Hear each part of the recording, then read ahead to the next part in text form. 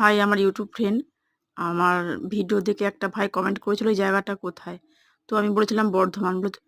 তো সে আমাকে বলেছিল বর্ধমানের বিষয়ে কিছু জানার আছে। তো আমার যতটুকু জানকারি আছে আমি ততটুকুই বলবো। আমাদের এখানে ১০৮ শিব মন্দির আছে, ভব পাগলার আশ্রম আছে, গোপালবাড়ি আছে, অনেক পুরনো মন্দির আছে, কাছে গঙ্গা আছে।